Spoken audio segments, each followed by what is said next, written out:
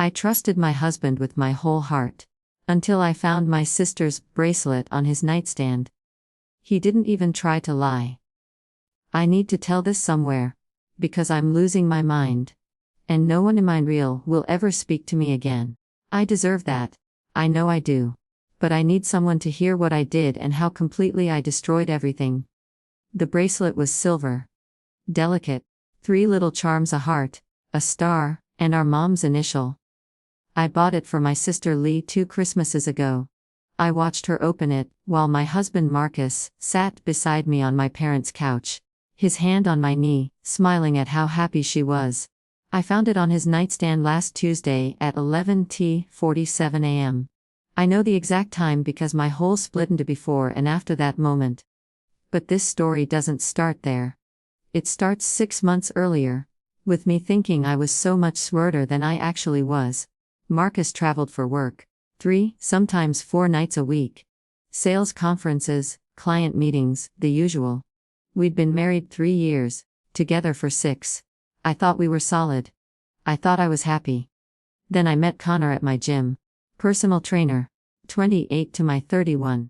Shoulders that didn't quit, and this way of looking at me like I was the only person in the room. At first it was just friendly. Workout tips. Protein shake recommendations.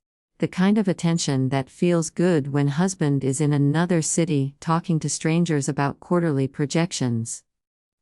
I told it was harmless. God, I actually told that. Connor started texting me. Motivational stuff at first.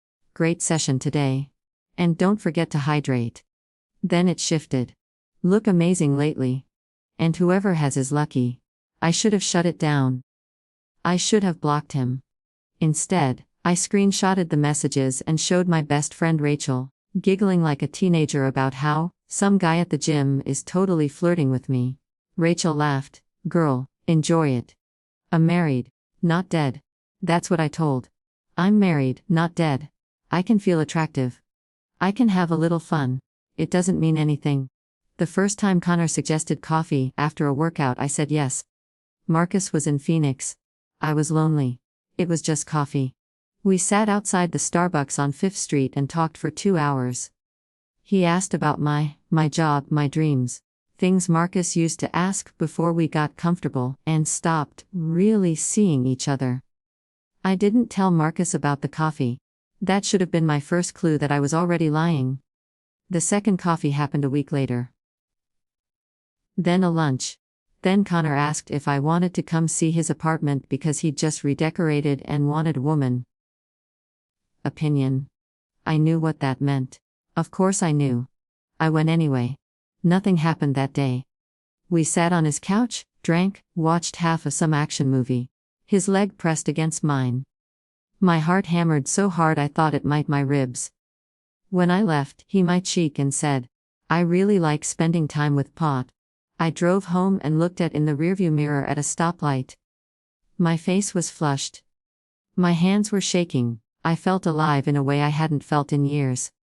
I told I would stop. I told it was just an ego boost. And I'd gotten it out of my system. But Marcus came home that night and barely looked from his laptop.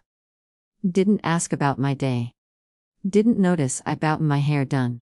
Didn't notice I was wearing the perfume he used to love. He the top of my head absently. And said he had to finish a presentation. I went to the bedroom and cried. Then I texted Connor, thanks for today. I needed that. He replied immediately, anytime. Deserve better than distracted. That text lived in my phone like a little. Deserve better. Did I? Maybe I did. The affair started 3 weeks later. Marcus was in Seattle for 4 days. I told Connor I wanted to see him. He didn't ask questions. He just sent me his address.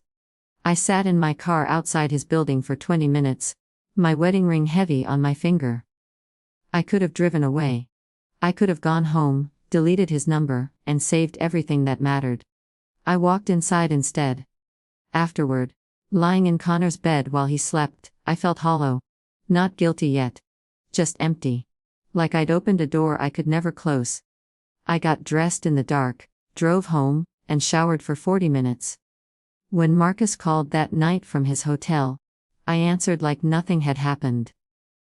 I said, and meant it. I missed the version of us that existed before I became this person. It happened 4 more times over the next 2 months. Each time I told it was the last time. Each time I built elaborate justifications.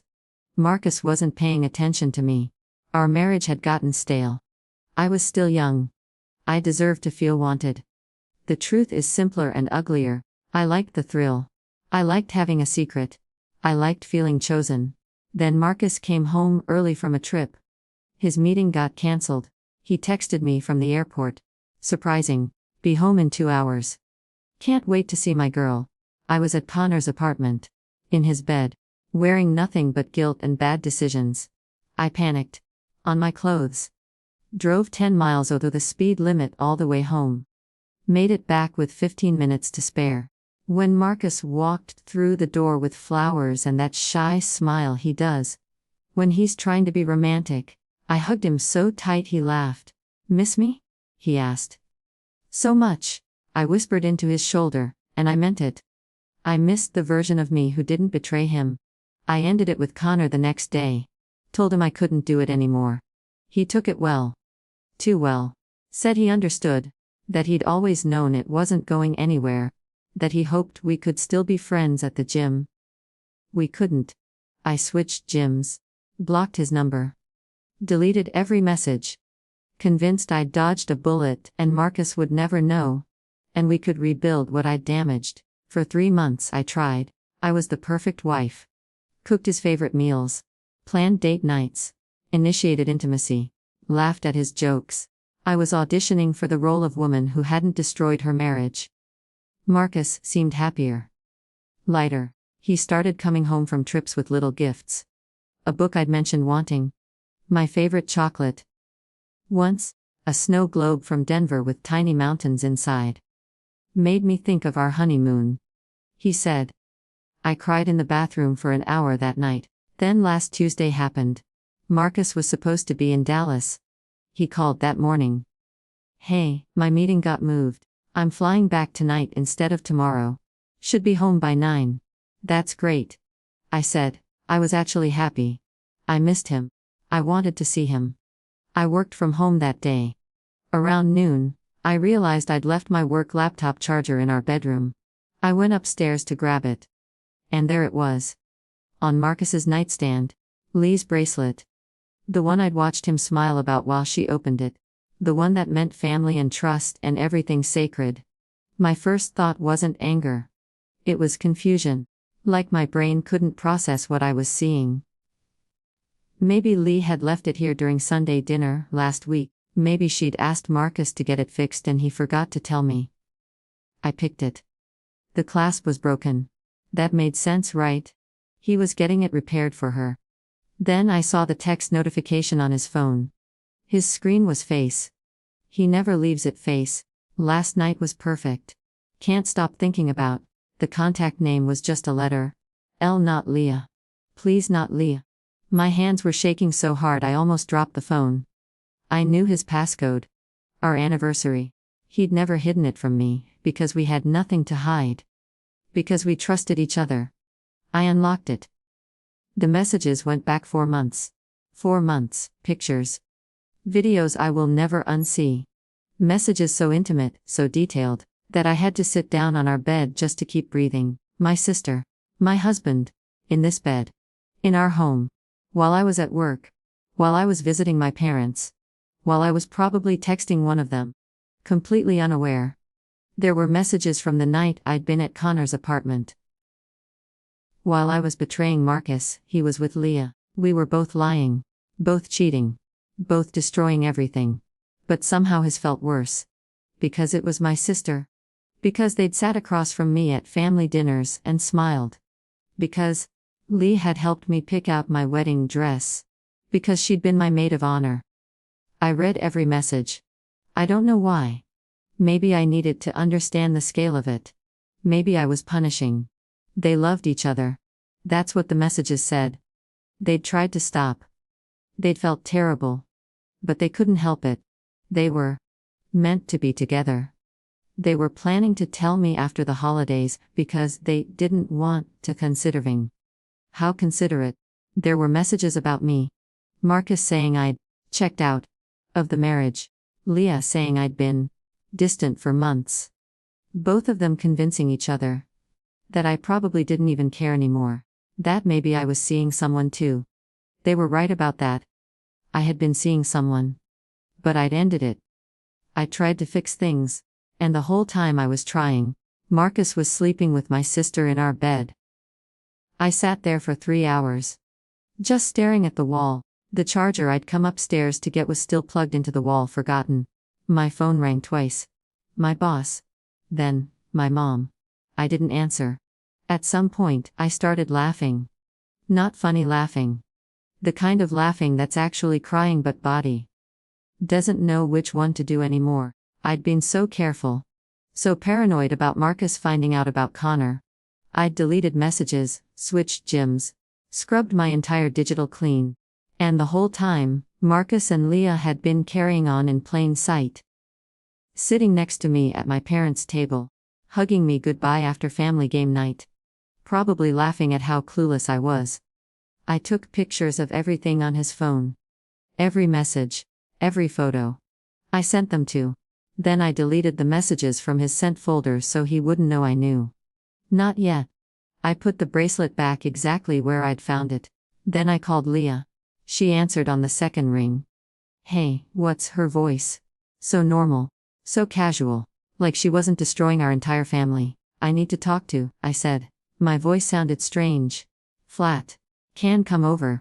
Now. I'm at work. It's important. She paused. Is everything okay? Sound weird. Just come over, Leah. Please. Okay. Give me an hour. I waited. I made coffee I didn't drink. I paced our living room. I looked at our wedding photos on the wall. Marcus and me, so happy. So naive. Leah in the background of one photo, smiling at the camera. Had she wanted him even then? The doorbell rang at 1:43 p.m. I opened the door. Leah stood there in her scrubs. She's a dental hygienist.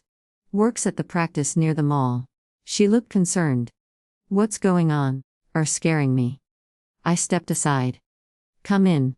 She walked into the living room. Sat on the couch where Marcus and I used to watch movies. Where we'd planned our future. Where I'd told him I wanted kids someday. I stood across from her. Pulled out my phone. Opened the photos I'd taken. I found Bracelet. I said. On Marcus's nightstand. Her face went white. Actually white. Like someone had drained all the from her body. I can explain, she whispered. Don't, my voice cracked. Don't dare try to explain this, she started crying. I'm so sorry. We didn't mean for it to happen. It just did. For months. I was shaking. 4 months I've been sleeping with my husband. In my house, in my bed. And sat across from me at Sunday dinner and smiled. I wanted to tell. She sobbed. So many times I wanted to tell. But didn't. Just kept doing it. Kept destroying my and lying to my face. Don't understand. We love each other. That's when something inside me snapped. Love each other. Love each other. He's my husband, Leah. Mine. I'm sister. I know and I'm so. Does mom? No. Does dad? No. God, no. Please don't tell them. I laughed. That horrible laughing, crying sound again. Don't tell them. Don't tell them that their daughters are. What exactly are we, Leah? What do you call this? She stood. Tried to come toward me. Please. Let me explain. It's not what think? Don't touch me. I stepped back. Get out. Please just listen. G.O. She left. I heard her crying as she walked to her car. I watched through the window as she sat in the driver's seat for 10 minutes. Her shoulders shaking. I didn't feel bad. I felt empty. Hollow. Like someone had scooped out everything inside me and left just skin. I called my mom. Sweetheart, I tried calling earlier. Mom, I need to tell something? She heard it in my voice. What's wrong? I told her everything. Not about Connor. I wasn't ready to admit that part. But about Marcus and Leah. About the messages. About the bracelet. About how long it had been going on. My mom didn't say anything for a long time. Then. I'm coming over. Don't have to. I'm coming over. Don't leave the house. I'll be there in 20 minutes. She made it in 15. My dad was with her. His face was gray. He looked like he'd aged 10 years. My mom hugged me. Just held me while I cried. My dad stood in the doorway, his hands in fists at his sides. Where is he? He asked. Dallas, flying back tonight. Good, I'll be here when he arrives. Dad, please don't. I'm not going to hit him. His voice was quiet. Scary quiet. But I'm going to be here. He needs to face what he's done. My mom pulled back. Looked at me. And Lee, I told her to leave, good. Her voice was hard. I'd never heard my mom sound like that. She's not welcome in my house until I decide otherwise. Maybe not even then. She's daughter. I said. So are. My mom's eyes filled with tears. My daughter, and she deliberately. For months. I don't care what her reasons are, there's no excuse for this. We sat in the living room, my parents on either side of me. Waiting for Marcus. He texted at 8:47 p.m., landing in 20. Can't wait to see. I didn't respond. He walked through the door at 9:32 p.m. Saw my parents sitting there. Saw my face. The smile dropped from his expression. What's going on? He asked. I held Lee's bracelet. He froze. Actually froze in the doorway, his carry-on still in his hand. I'm only going to ask once, I said. My voice didn't sound like mine. Sleeping with my sister. He could have lied. He could have tried to explain it away. He could have done what I'd done with Connor. Denied, deflected, made excuses. He didn't. He just looked at me with these devastated eyes and said, yes. My dad stood. My mom put her hand on his arm. How long? I asked. 4 months. Do love her. He didn't answer right away. That pause told me everything. Yes, he finally whispered. I'm so sorry. I love her. That's when I understood what I'd really done. By cheating with Connor, I'd already checked out. I'd made our marriage vulnerable. I'd created space for this to happen. And Marcus had walked right into that space and found someone else. Someone who happened to be my sister. We destroyed each other. Both of us. Piece by piece, while pretending everything was fine. Get out? I said. Can we talk about? Get out of my house. He left. My dad followed him outside to make sure he actually went. I heard their voices but not the words. Then a car door. Then an engine. My mom held me while I sobbed. We're going to stay with us tonight, she said. Pack a bag. Or not staying here alone. I packed a bag like a robot. Toothbrush. Clothes. Charger. The snow globe Marcus had brought me from Denver. I don't know why I took that. It felt important somehow. In my parents' guest room, I stared at the ceiling and thought about Connor. About the affair I'd had. About how I'd convinced it didn't matter because Marcus would never know. But it did matter. It mattered because it changed me. It made me distant. It made me pull away. And into that distance, Lee walked right in. At 2:47 am, I texted Marcus, just 3 words. He responded immediately. What? Before I found out about and Leah. I had an affair, for 2 months. It's over now, but I did it. 3 dots appeared. Disappeared. Appeared again. With who? Does it matter? I guess not. We were even. Both cheaters. Both liars. Both destroyers of something that could have been beautiful. But even didn't feel like justice. It just felt like we'd both lost. The next morning, my mom made breakfast. Pancakes. My favorite from when I was a kid. I couldn't eat them. Just pushed them around my plate while my dad read the newspaper, like everything was normal. Like his daughters hadn't just imploded the family. Lee called 17 times, I didn't answer. She texted, please talk to me. Please, I can't lose too. Like Marcus was hers to lose. My mom saw me looking at the phone. Don't respond yet. Need time. But I didn't have time. Because by noon everyone knew. Rachel called. Is it true? Someone from Mom's book club told someone at my yoga studio that Marcus and Leah. I hung. Then my aunt called. Then my cousin. Then people I hadn't spoken to in years. Suddenly very concerned about my well-being. The story was spreading like a virus. Small town. Big scandal. Everyone loves a tragedy when it's not theirs. Marcus texted. We need to talk about the house. And everything else. I hired a lawyer. A lawyer. Of course. Because that's what comes next.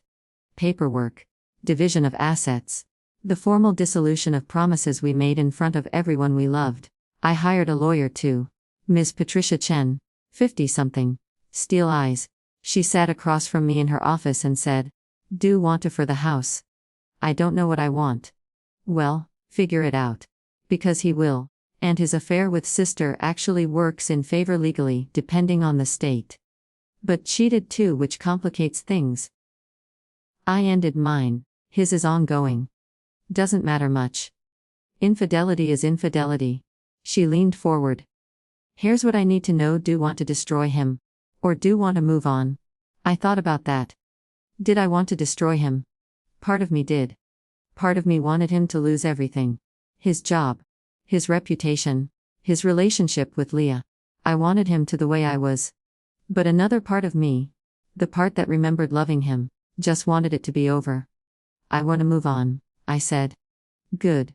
That'll be faster and cheaper. The divorce took 4 months. 4 months of lawyers and mediators and splitting.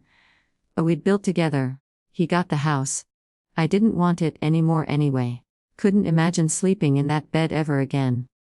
I got the car, half the savings, and my dignity in shreds. We had to see each other 3 times. Once for mediation. Once to sign papers.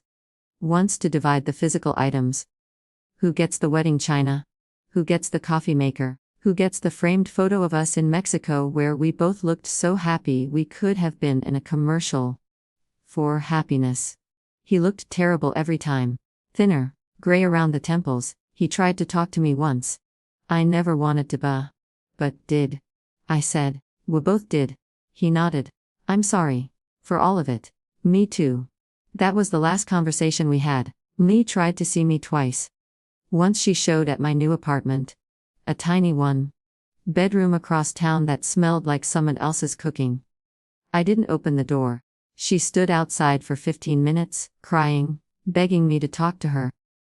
I sat on the other side with my hand on the door, listening to her sob, and felt nothing. The second time was at Christmas. My parents' house. I'd been dreading it for weeks. My mom promised Lee wouldn't be there. I told her not to come, she said. This is home too. Deserve to feel safe here. But Lee came anyway, showed at 3 p.m. with a wrapped present and mascara already running down her face. My dad opened the door. Said need to leave. Please, I just want to talk to her. Just 5 minutes. She doesn't want to see Pun. Dad, please. She's my sister. Then should have thought about that before slept with her husband. His voice was cold. Final. Leave, Lee. I won't ask again. She left the present on the porch. A box wrapped in silver paper with a card that said, I'm sorry. In her handwriting. I never opened it. My mom struggled the most. She loved us both. Still does, I think. But she chose me, and that choice cost her. She cries sometimes when she thinks I'm not looking. Grieves the daughter she lost by taking my side. Grieves the family we used to be. It's not fault, I told her once. I know, she said. But it feels like it should be. But it feels like it's seen it coming. Protected both from yourselves. Couldn't have stopped this, Mom. We made our choices. The worst part wasn't the divorce. It wasn't losing Marcus or Leah, or the house or the I'd planned. The worst part was running into them together. 6 months after the divorce was finalized, I saw them at Target. Saturday afternoon. I was buying cleaning supplies, and trying not to think about how this was mine now. Alone in a small apartment. Buying generic dish soap, starting over at 32. They were in the home goods section. Looking at picture frames. Marcus's hand was on the small of her back. That's what he used to do to me. That exact gesture. His hand on the small of my back while we shopped for our home. Lee saw me first. Her face went pale. She said something to Marcus. He turned. Our eyes met. For a second, nobody moved. Then Lee started walking toward me. Please, she said. Can we just? I left my cart right there in the aisle. Walked out of the store. Sat in my car and screamed until my throat. They looked happy. That was the thing I couldn't process. They actually looked happy. Like the destruction they'd caused was worth it. Like love justified everything. Maybe it did for them. But I think about the cost every single day. I think about my mom crying. My dad's disappointed eyes. The family holidays that will never be the same. The nieces or nephews I'll never meet, because I can't be around them. The future where my sister and I grow old together.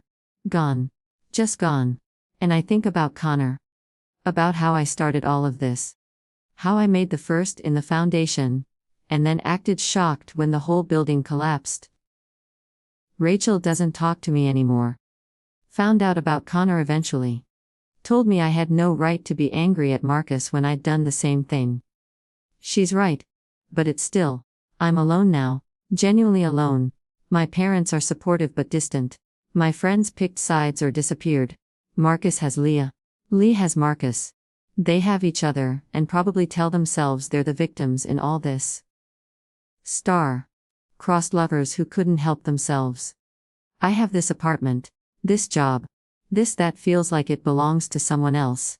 Last week I saw the engagement announcement. Facebook. I still haven't blocked them. Don't know why. Maybe I'm punishing. Marcus and Leah, smiling at the camera, her hand outstretched to show off a ring, comments full of people who don't know the story saying, "Congratulations." And, "So happy for both." My mom called right after. "Did see?" "Yeah. I'm so sorry, sweetheart." "It's fine. I'm fine." I wasn't fine. I cried for 3 hours, not because I still love Marcus. I don't think I do. But because they got their happy ending and I got this. This emptiness, this starting over. This knowing that I destroyed my own and everyone else's in the process. Connor sent me a message last month. "Hey, I heard about everything. I'm sorry. If ever want to talk." I blocked him immediately. He was never the answer. He was just the symptom of how broken I already was. Sometimes I try to pinpoint the exact moment I could have stopped this. The first text from Connor I should have ignored. The first coffee I should have declined. The first time I felt distant from Marcus and chose to pull away instead of communicating. But the truth is there were 1,000 moments. 1,000 tiny choices that led here. And I made the wrong one every single time. My therapist says I need to forgive. That carrying this guilt forever won't change anything. That everyone makes mistakes and I'm human and I deserve compassion. But some mistakes don't deserve forgiveness. Some mistakes down everything love and leave standing in the ashes, wondering, how became someone capable of such destruction? I cheated because I was bored. Because I wanted attention. Because I liked feeling wanted. And in doing so, I created the exact conditions for Marcus to do the same thing. We destroyed each other in a race to see who could be more selfish. He won, or maybe we both lost. I can't tell anymore. The wedding is in June. I know because my mom told me. She's not going. My dad's not going. We love Leah. My mom said, but we love more. And this, we can't celebrate this. Part of me wishes they would go. Wishes someone in our family could be happy. But mostly I'm grateful. Grateful that my parents saw what this really was. Not love. Not destiny. Just two people who chose their own desires over everyone who loved them. I still have that snow globe. The one from Denver. It sits on my bathroom counter. I look at it sometimes and remember the man who bought it for me. The man I thought I'd grow old with. Before we both became people neither of us recognized. People ask if I'll ever date again. If I'll ever trust someone. If I'll ever let fall in love. I don't know. How do trust anyone when can't even trust? How do promise forever when know exactly how easy it is to break those promises? The other night, I drove past our old house. Their house now. The lights were on.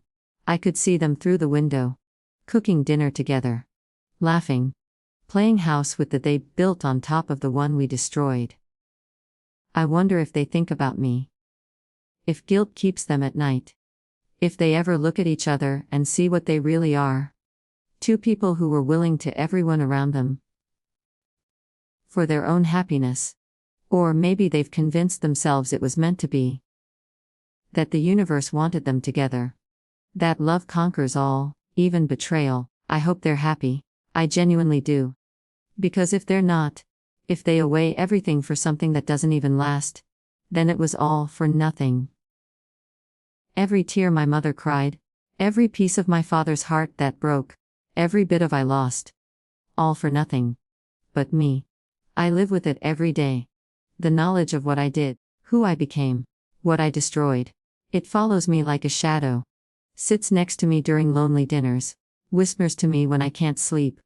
Did this, started this. Were the reason everything fell apart. And the worst part, it's true. All of it is true. I wanted to be loved so badly, that I destroyed the one person who already loved me. And now I stand in the wreckage wearing the bracelet of my own betrayal, wondering if anyone will ever be foolish enough to trust me again.